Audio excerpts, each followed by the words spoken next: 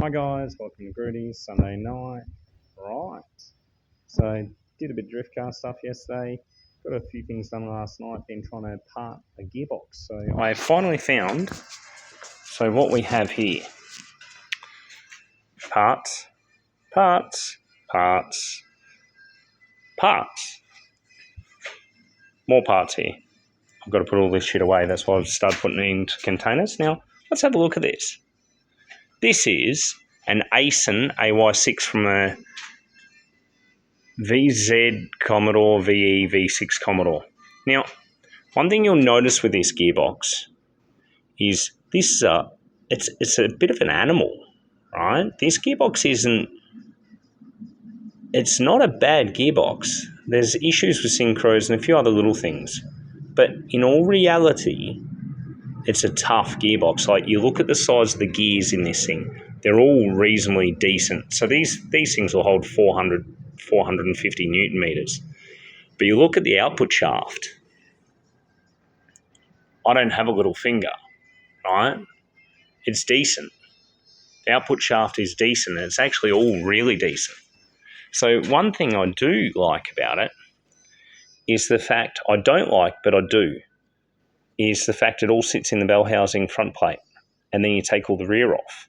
So you could actually do a bunch of work to this quite easily. Now, I did try to pop it all apart, and I just couldn't get it apart. So I was like, okay, I've got to find a manual. So I did. I downloaded it, I printed it out, and I have a manual to instruct me which way it goes together and comes apart. And there's a bunch of details in there. But what it is it runs a 3-bolt flange, which suits the X5 Guibo. So this will suit the X5 tail shaft. It also runs a shifter linkage that has very, very similar gearbox rear as to a BMW. So it has this. I actually really like this, a stepped up linkage, which would be beautiful for us as well in the BMW community, because then that way you could run short shifts and clear Guibos. So the idea is, my cat is saying thank you. Hello! How? Yeah, she's a little old and a little decrepit now, but that's right. Hi. Hello. She kind of talks. It's actually pretty cool. She doesn't get to the bathroom all the time, and I've got to clean up after her just about every day, but 20 years old, she's a good cat. Yeah, you look out for the animals until they're, dead and gone. But oh well. Enough of that. The apprentice says hi. She's been laying down in the heater. Right, so what I'm doing at the moment, this door has a body line that is too much body line for the M3. So this gives you an idea. I need to take that there out. So I need to flatten that out. Now, this sits up under a lip.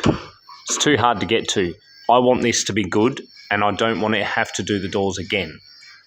So the guards are looking good, the quarters are looking good, stuff's starting to look good. I'll start getting some high fill on this in the next couple of weeks. I'll get underneath all sorted, and I'll start making the new tunnel, because this is going to have a new tunnel.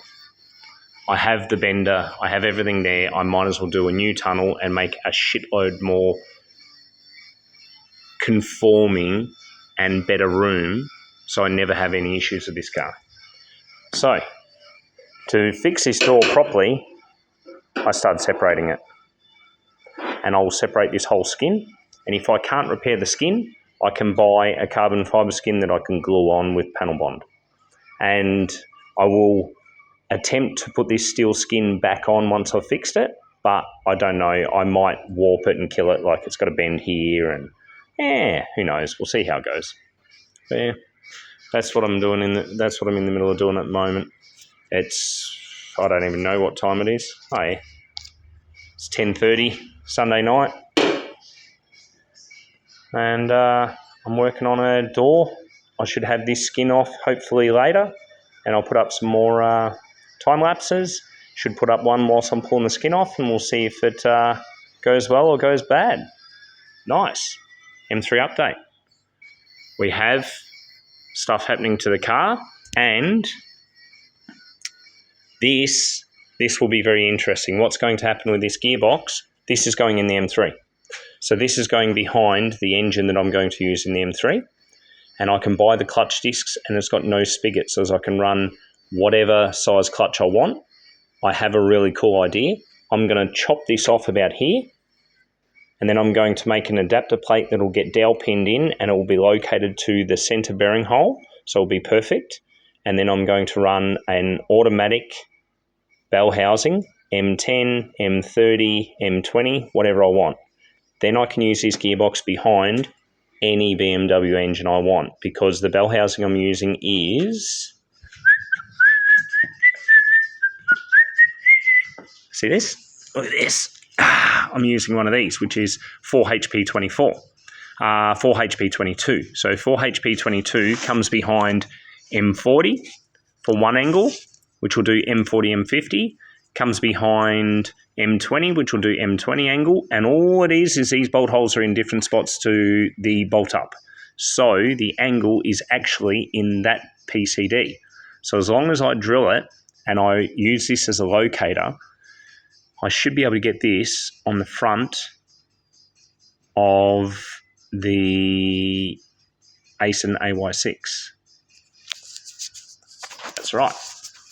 I am aiming to do a 6-speed that I can put whatever bell housing I want on, and it will be to mount the 4HP bell housing.